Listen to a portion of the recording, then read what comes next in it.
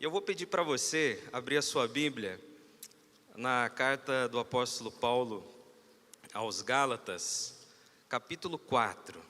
Nós vamos refletir aqui no capítulo 4, versículo 6. Capítulo 4, versículo 6.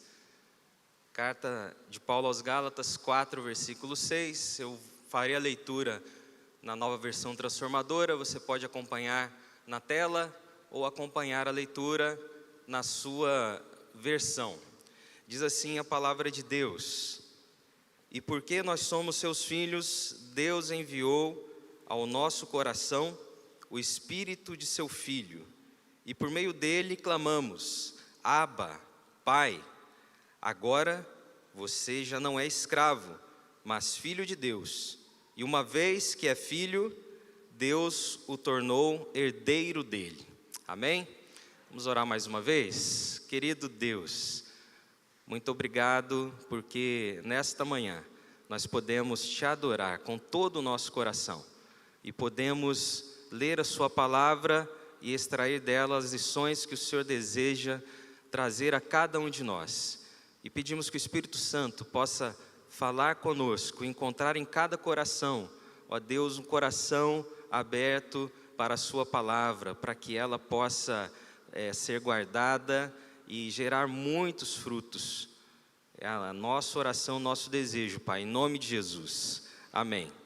Irmãos, quando o pastor me convidou a pregar nesta manhã, eu logo lembrei que hoje se comemora o Dia dos Pais, e fiquei pensando nisso, em pensarmos nesta manhã a respeito desse tema e na nossa relação de Deus conosco e na nossa relação com Ele, como o Pai e os seus filhos. E me lembrei que nessa semana a gente leu no nosso livro Primeiros Passos com Jesus. Se você está acompanhando aí as lições direitinho, a gente está na semana 6, encerramos ela hoje para dar início à próxima. E durante essa semana, lá no dia 3, nós lemos uma ilustração que diz perfeitamente que eu desejo apresentar aos irmãos nessa manhã. O texto ali fala de um equilibrista que ele esticou um cabo sobre as cachoeiras do Niágara. Todos conhecem, um lugar muito famoso. Mesmo quem nunca esteve lá, conhece pela TV, pela internet. Sabe que é um lugar de muito risco para se fazer isso. Atravessar as cachoeiras andando por um cabo de aço. E esse homem fez assim, esticou aquele cabo de um lado para o outro. E ele falou para a multidão que estava ali: olha, quantos aqui creem que eu posso atravessar andando por este cabo e conduzindo um carrinho de mão? E todo mundo falou: eu creio, eu creio. E ele falou outra coisa, falou: olha, quantos aqui acreditam que eu posso levar esse carrinho de mão e com alguém dentro dele? E todo mundo falou: eu creio, eu creio. E aí ele fez mais uma pergunta: quem se voluntariará para sentar nesse carrinho para que a gente possa fazer a travessia? Silêncio total. Ninguém se voluntariou. Até que um garotinho do meio da multidão falou assim: deixa comigo, eu vou. Ele entrou no carrinho e a multidão ficou ali apreensiva e o homem foi atravessando as cachoeiras e chegou ao outro lado. Ele e o garoto sãos e salvos. E todos já aliviados perguntaram para o menino: olha, por que você fez isso? Por que você confiou nele? Como que você teve coragem? E o menino falou: ele é meu pai. O menino já conhecia a habilidade daquele homem. Ele sabia muito bem que ele era capaz de fazer tal proeza e ele podia confiar na habilidade do seu pai, no cuidado do seu pai. Seu pai não faria aquilo se não fosse capaz. Isso nos leva a pensar na nossa relação com Deus, que tem que ser uma relação de confiança. Para nós nos relacionarmos com Deus, nós precisamos ter fé. E fé é isso, é confiar em Deus, é depositarmos a nossa fé a nossa confiança inteiramente nele. Quero pensar nisso nesta manhã, te convidar a refletir nessa temática do nosso relacionamento com Deus, como filhos que somos dele. Quando nós falamos desse tema, isso pode ser muito difícil para muitas pessoas, por causa de uma experiência negativa com a figura paterna. Mas eu te convido a prestar atenção no que o Espírito Santo tem a te dizer nesta manhã. E certamente o que o Espírito Santo dirá é para trazer restauração no seu coração, restauração também no seu relacionamento familiar. Então não deixe que isso te atrapalhe. Sabe por quê? Nem mesmo o melhor pai neste mundo, eu me lembro do meu pai, ele sempre foi um pai exemplar e continua sendo um pai exemplar, mesmo a distância aí que nos separa de 2.000 quilômetros aproximadamente, ele continua sendo um pai presente. Mas mesmo o melhor pai do mundo está muito além de Deus. Somente Deus é o pai perfeito. Então não deixe que a dificuldade que você tenha tido no seu relacionamento com o seu pai te impeça de impedir de ouvir o que Deus tem a te dizer nesta manhã. Deus quer que você saia daqui com um relacionamento com Ele transformado também com as pessoas que te cercam. E sabe o que te ajudará a entender isso? Te ajudará a conhecer esse pai cada vez melhor. O que aquele garotinho fez, ele só o fez porque ele conhecia o seu pai. E para nós desfrutarmos do nosso relacionamento com Deus, nós precisamos conhecê-lo como nosso pai. Precisamos conhecê-lo cada vez mais. E a palavra de Deus, ela nos ensina que essa é uma expectativa do coração dele. Ele sonhou com isso e ele deseja isso. Lá em Jeremias capítulo 3, versículo 19, falando ao povo de Israel, ao povo que havia sido infiel, falando através do profeta, o Senhor diz: como eu desejo tratá-los como filhos, como eu desejo ouvir vocês me chamando de pai.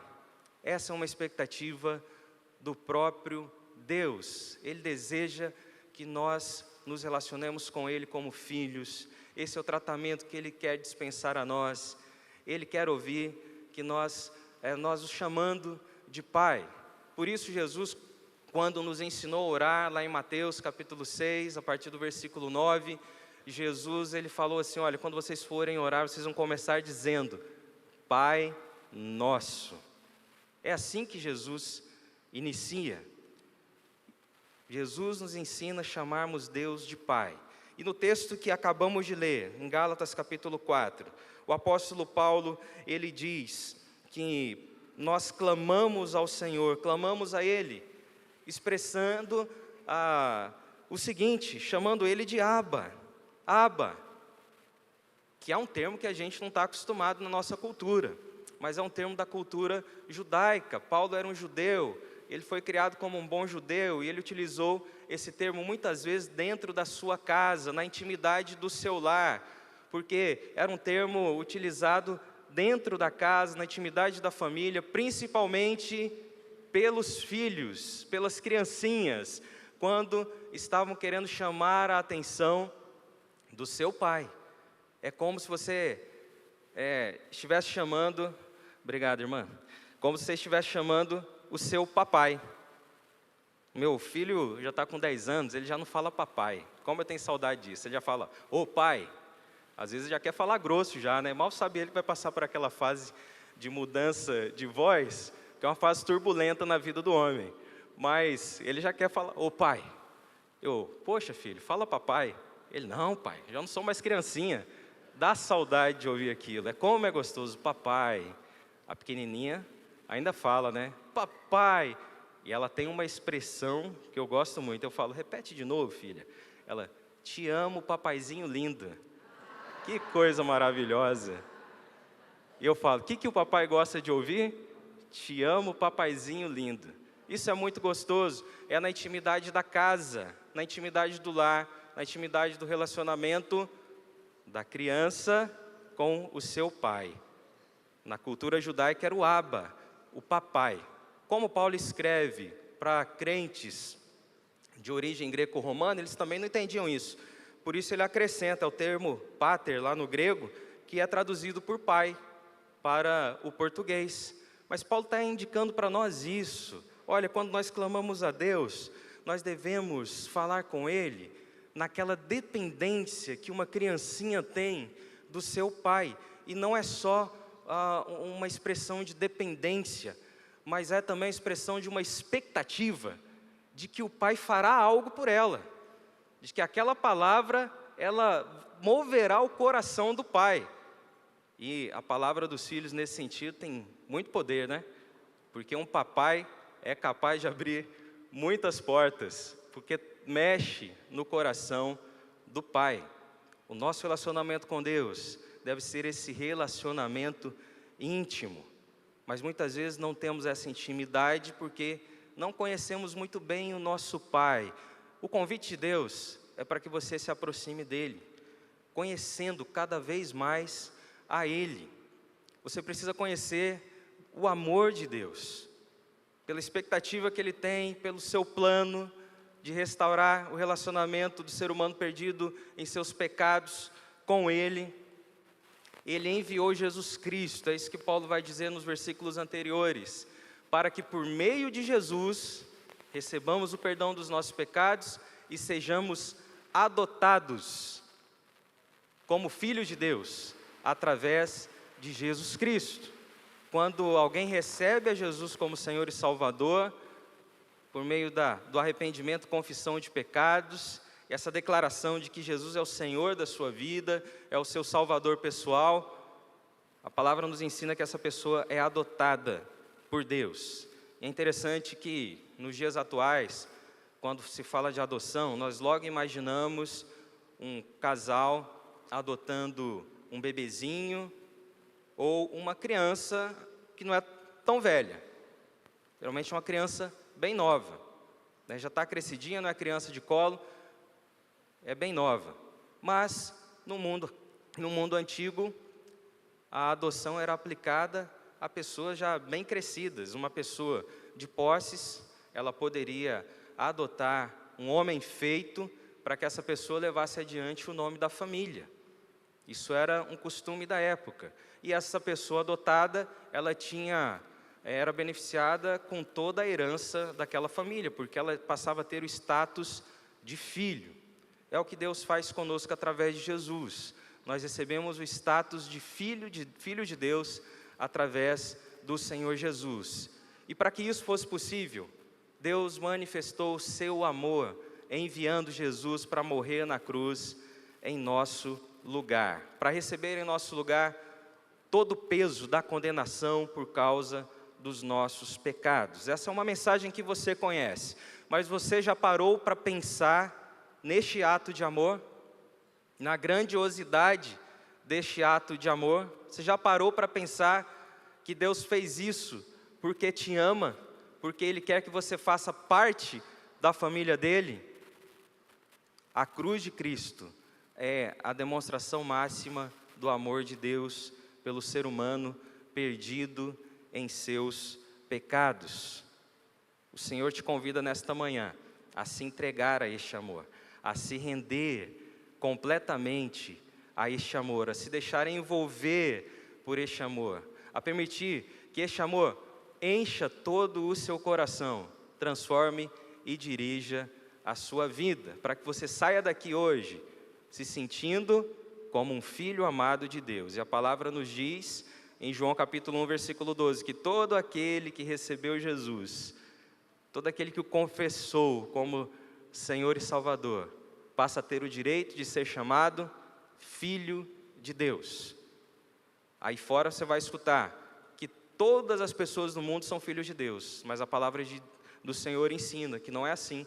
Somente aqueles que receberam a Jesus são feitos filhos de Deus, através da adoção em Jesus Cristo, e passam a ter esse direito da família de Deus, de pertencer a essa família maravilhosa, que é uma bênção que a gente recebe através de Jesus. Não saia daqui hoje sem fazer parte da família de Deus. O Senhor quer que você deixe esse lugar, se sentindo um filho amado, uma filha amada de Deus. O filho, por conhecer o pai, ele sabe que o pai, por amá-lo muito, quando necessário, o disciplina. Quando o pai ama o filho, e o filho faz uma coisa errada, porque o pai ama, o pai corrige. Às vezes o pai tem que fazer uma cara feia, tem que ficar bravo, tem que chamar a atenção. E o filho não gosta de ouvir isso, que é muito bom ouvir apenas palavras de elogio. Mas a disciplina é o carinho de Deus para conosco. O pai que ama o filho, ele disciplina quando é necessário. Eu lembro quando eu já era adolescente, né, em casa geralmente quem me disciplinava, eu sou daquela época que o cinto já ficava ali numa posição estratégica, e não era, na maioria das vezes não era o cinto que era usado, era um galho de alguma coisa, né? Tinha muita coisa no quintal, tinha goiaba, tinha abacate, né? Às vezes minha mãe se enganava, pegava um talo de mamão, aí a gente dava risada, né? Ela não percebia, então esse não doía, mas tinha de tudo um pouco. Mas eu lembro que a minha mãe sempre falava, desde pequenininho, filho, a mamãe está fazendo isso porque te ama.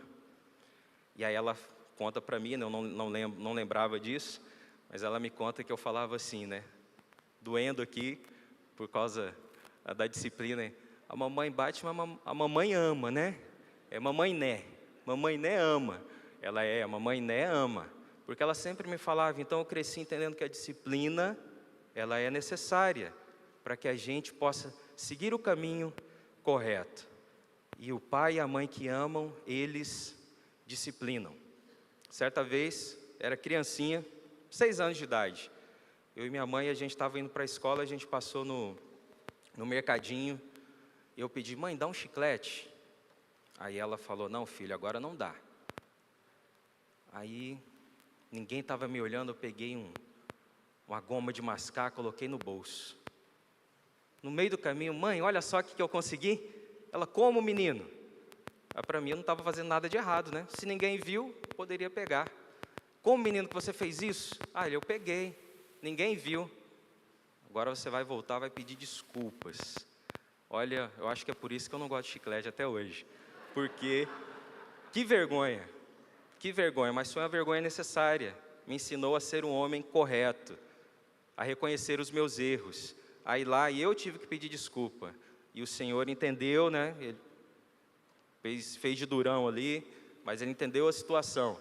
E eu passei aquela vergonha necessária. O pai e a mãe que amam o filho disciplinam. Já era grandinho, na adolescência, gostava de jogar bola, e era futebol 24 horas por dia quase, semana inteira. E na quarta-feira era dia de culto. E eu estava faltando o culto da noite, de quarta-feira, por causa do futebol. Tinha um campinho muito bom, aquele campinho de terra, né, de onde surgem os craques. Por isso que o pessoal que já me viu jogar bola, aí vocês sabem a origem. É do campinho de terra. Pena que não tem mais campinho de terra hoje, né? Por isso que eu vejo que não tem tanta qualidade mais o futebol aí. Bem, eu estava faltando o futebol. O futebol não, a igreja, o culto. Aí meu pai falou para mim, olha, você na quarta-feira não vai jogar, porque você não está indo ao culto. Passou uma semana, a semana voou, eu estava lá no campinho, mas como que aquele futebol estava gostoso. Eu lembrei do que meu pai falou. Eu pensei, vou ficar aqui. Isso não vai dar em nada. Vou ficar aqui. Tá bom. Cheguei em casa, todo mundo estava na igreja, tinha ido para o culto. Quando meu pai chegou, foi conversar duro comigo. Ele sempre mais conversava do que usava o cinto, mas daquele dia ele viu que era necessário, porque ele era um homem forte, trabalhava com construção civil, então o braço do garoto era potente, então ele costumava deixar esse trabalho para minha mãe. Bem, mas levei umas cintadas dele naquele dia, mas eu entendi que ele estava fazendo aquilo por amor. Eu nunca mais me ausentei, não porque isso aconteceria de novo, mas porque eu entendi, meu pai estava me ensinando o caminho correto. Eu tinha vacilado. O pai, quando disciplina o filho, ele está disciplinando, mesmo quando chama a atenção, fala, filho, você não pode fazer isso. Filho, você vai ficar sem o celular agora, porque já não deveria nem ficar, né? Mas vai ficar aí uma semana, um mês, para você aprender. Você tem que respeitar as pessoas, você tem que respeitar os seus pais, você tem que prestar atenção na sala de aula, você tem que fazer as coisas corretas, você não está seguindo no caminho bom. Isso não vai dar certo. O filho, quando entende que o pai faz isso por amor, no fundo, ele se sente amado. E como tem filhos por aí que estão necessitando de uma repreensão dos pais, e às vezes o pai não faz isso porque acha que vai fazer mal, mas pelo contrário, o filho lá dentro está até clamando: será que ele não liga para mim? Ele está até, parece que, chamando a atenção para ver se seu pai e sua mãe o amam e possam então conduzi-lo no caminho correto. Deus, Ele faz o mesmo conosco. Quando Ele nos disciplina, é porque Ele nos ama. Falando em situações difíceis, mesmo quando nós passamos por problemas nessa vida, tribulações, isso não pode ser surpresa para nós, porque Jesus ensinou que neste mundo nós passaremos por tribulações, mas Ele mesmo falou: tende bom ânimo, eu venci o mundo. Sendo filho de Deus, quando passarmos por tribulações, por momentos complicados nas nossas vidas, não podemos pensar que o nosso Pai não está olhando para nós. O pai que é cuidadoso está sempre atento aos filhos. Onde que eles estão brincando? Será que eles estão em um lugar perigoso? O olhar do pai está sempre focado nos filhos, para o bem dos filhos. Com Deus é a mesma coisa. Mesmo que talvez as suas emoções digam o contrário. Olha, acho que Deus não está ligando para mim, porque senão não estaria nessa situação difícil, enfrentando esse problema. Cadê Deus? Eu estou orando, estou até falando: Abba, olha aqui para mim, mas parece que Ele não me responde. No entanto, o olhar de Deus, Ele está sempre voltado para nós. O Senhor está sempre atento, diz o salmista. Ele é aquele que não dorme. O guarda de Israel, ele não tira nenhum cochilo. Ele está sempre atento aos seus filhos, porque Ele é um pai que cuida, como o pai perfeito que é. Ele cuida de cada um dos seus filhos. E o que você tem que fazer nos momentos de tribulação? Exercite a sua fé, exercite a sua confiança em Deus. Ele não promete na palavra que te guardará de todo mal? Ele não promete na palavra que suprirá as suas necessidades? Ele não promete na palavra que estará sempre cuidando de você e da sua família? O momento da tribulação é o momento de exercitarmos a nossa confiança.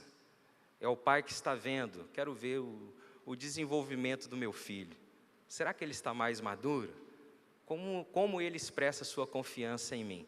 E nós só podemos expressar nossa confiança por meio das nossas ações, das nossas atitudes. Se você está enfrentando alguma dificuldade hoje, não pense que Deus te esqueceu, te abandonou. Ele não é um pai que abandona, Ele é um pai que cuida. Você pode ter certeza disso. Os olhos dele estão voltados para você. Você pode ter convicção nisto. Permaneça firme naquilo que Ele já te ensinou. Continue fazendo as coisas que o agrada. No tempo certo, a tribulação passará. No tempo certo, a tempestade irá embora. E você se alegrará, porque você vai perceber como o seu Pai Celestial esteve cuidando de você em cada detalhe. Porque no meio da tempestade, muitas vezes a gente não consegue discernir as coisas. Mas depois que ela passa, a gente consegue ver o cuidado de Deus nos mínimos detalhes. Para terminar, queridos, você precisa entender a sua identidade de filho de Deus. Nos nossos dias, a gente tem o problema de que muitos pais são ausentes. E aí costuma-se dizer, que tem muitos filhos órfãos de pais vivos, porque pais que não olham para os filhos, pais que não se importam com eles, viraram as costas. Mas eu vejo que na nossa relação com Deus, o problema é o inverso. Porque já vimos na palavra que Deus deseja nos tratar como filhos, e Ele espera que o chamemos de pai. Mas somos nós que viramos as costas para Ele, em muitas ocasiões. Mesmo quem já entregou a vida a Jesus e já tem o direito de filho, muitas vezes não se comporta como um filho. Mas sabe por quê? Porque não entende a sua identidade agora em Jesus. Em Jesus, todos somos filhos de Deus. Mas acontece que muita gente não compreende isso e acaba se relacionando com Deus como se Deus fosse apenas o Senhor e Ele fosse um escravo. É claro que somos escravos de Cristo, vivemos para fazer a vontade de Jesus, pela nossa própria escolha. Mas em Jesus nós temos a identidade de filhos de Deus. E como isso faz diferença? Essa foi uma das maiores descobertas para a minha vida espiritual. A descoberta, mesmo depois de uma caminhada com Jesus, servindo ao Senhor, de que eu sou filho. Eu posso chamar Deus de Abba. Ele é o meu papai. E Ele quer me receber assim, como um filho amado, e é assim que Ele me trata, como um filho amado. Nós, pela nossa natureza, muitas vezes a gente faz conta daquilo que a gente acertou, daquilo que a gente errou. E por causa dos nossos erros, a gente pensa que Deus não vai nos dar um tratamento tão especial assim, porque olha o tanto de erros que eu tenho. Não, Deus, se eu conseguir pelo menos um lugarzinho no seu reino, como empregado, já está bom. E eu vou respeitá-lo como meu Senhor. Vou procurar fazer tudo corretamente. Já está bom para mim. E aí a gente se parece com o filho pródigo, que mesmo lá no meio da lama, no meio dos porcos, entendendo que deveria mudar o seu caminho, ele decide voltar para a casa do pai, mas ele pensa assim: errei tanto, que o pai só vai me aceitar no máximo como empregado na casa. Vou lá tentar. Mas qual é a surpresa que ele tem quando ele chega próximo da sua casa? Porque o pai o vê à distância. E esse pai representa Deus. Ele vai até o filho, ele corre até o filho, ele abraça o filho que está mal cheiroso. Ele abraça o filho: filho, que bom que você está em casa, que bom que você voltou. Agora a gente vai te dar novas roupas, né? Você faz parte dessa família, sua vida vai ser outra. Ele manda fazer uma grande festa. Eu creio que aquele filho ficou ali sem entender direito o que estava acontecendo, porque algum tempo antes ele havia praticamente matado seu pai, porque ele havia pedido a sua parte na herança e tinha ido embora, mundo afora, para viver da maneira que ele bem pretendia. Mas o pai o trata com aquele amor e faz até uma festa, uma grande festa.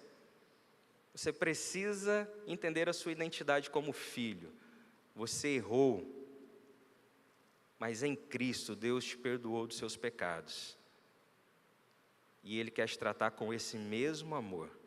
Cada dia com Ele quer que seja uma grande festa na sua vida. Mas há aqueles que já fazem parte ali da casa, nunca deixaram a casa, são como o filho mais velho, que vendo aquela festa ficou indignado, falou para o pai, foi cobrar, né? Aquele negócio de irmão, né? Vai dividir um refrigerante, o copo tem que estar na mesma medida, não é assim? Se subir 1 milímetro, não, você ama mais ele, ou você ama mais ela. Quem tem irmão sabe como é que é a situação. É um momento complicado, né, na existência humana, tem que dividir tudo igualzinho. Bem, o filho mais velho queria isso: pai, você nunca fez isso para mim, olha, esse sujeito aí te abandonou, gastou tudo, vem agora, né, quer sentar na janela, quer ter prioridade, o senhor ainda manda matar aí um novilho cevado para fazer essa festa para ele. Que isso, pai? Eu sempre estive aqui, sempre fiz tudo. Aquele filho, ele também se enxergava como empregado, mesmo que ele estivesse ali sempre dentro do lar, e não se identificava como um filho amado do pai, que tinha acesso ao coração do pai. Você precisa compreender isso, você precisa sair daqui nesta manhã entendendo que em Jesus você é um filho amado de Deus. Você é um servo de Deus, amém. Escravo de Cristo, amém. Mas você é um filho amado de Deus. Você tem acesso ao coração do Deus Pai. Esse Deus que é todo-poderoso, Deus que é santo, Deus que é justo, Deus que é infinito em amor e quer compartilhar esse amor com você. Você tem acesso ao coração dele. Você pode chamar de paizinho. Eu estou aqui e quero me relacionar contigo. Eu quero viver esse amor que o Senhor tem para mim. Isso vai fazer toda a diferença no seu dia a dia. Sabe por quê? No meio da dificuldade, você sabe que o seu Pai que te ama está contigo em todo o tempo. Ele não te abandona. Você sabe que o seu Pai que te ama, mesmo que você não entenda determinada circunstância, Ele está ali te sustentando. E Ele não permitirá que você tome um caminho mau para você, para a sua família. E no tempo certo, Ele vai te dar entendimento do que você precisa compreender, no momento certo. Se Ele não fez isso ainda, é porque não está na hora. Ele é o seu Pai que te ama. O seu Pai que te ama estará com você nos momentos mais difíceis da sua vida, como foi com Jesus, que lá no Getsêmani, ao orar, Pai, se possível, passa de mim esse cálice. Ele usa ali o Abba, é a dependência, a expectativa de que, se fosse possível, o Pai o livraria. Mas ele entende que a vontade de Deus é que ele passasse por aquele momento difícil, para que o nome dele fosse glorificado, para que a missão de Cristo fosse cumprida. E pode ser assim conosco. Mesmo que a gente tenha que passar por vales, nós vamos cumprir a nossa missão, e Ele estará com cada um de nós, porque Jesus mesmo prometeu: eu estarei com vocês todos os dias, até a consumação dos séculos. Talvez você pode estar pensando aí, tanta coisa difícil que eu já tive que enfrentar na minha vida. Mas sabe, a transformação começa quando você começa a enxergar Deus como seu Pai, e assim enxergar como um filho de Deus, que tem acesso ao coração do Pai, através de Jesus Cristo. E Deus quer restaurar você. Eu quero pedir para você fechar os seus olhos, falar com Deus neste momento. Fale com Ele. Sabe qual foi a minha oração quando eu entendi isso? A minha oração foi: Deus, me ajude a me enxergar como seu filho, como um filho amado do Senhor, a enxergar tantos benefícios que eu tenho em ser um filho amado do Senhor. Me ajude, Deus, a viver como um filho amado neste mundo, um filho amado do Senhor, a depender da sua graça. Me ajuda, Deus, como isso fez diferença na minha vida. Se porventura você entendeu hoje, você precisa fazer a mesma oração, vou convidar você para ficar em pé. Nós vamos orar juntos. Quero orar pela sua vida. Você quer fazer essa oração? Deus, me ensina a me enxergar como filho, como seu filho amado.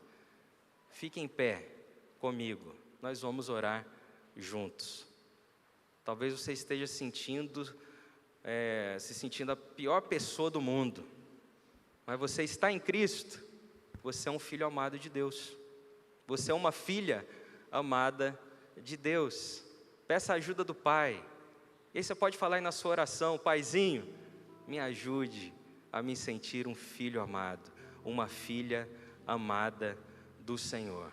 Uma grande obra de restauração se iniciará na sua vida, tenha certeza disso.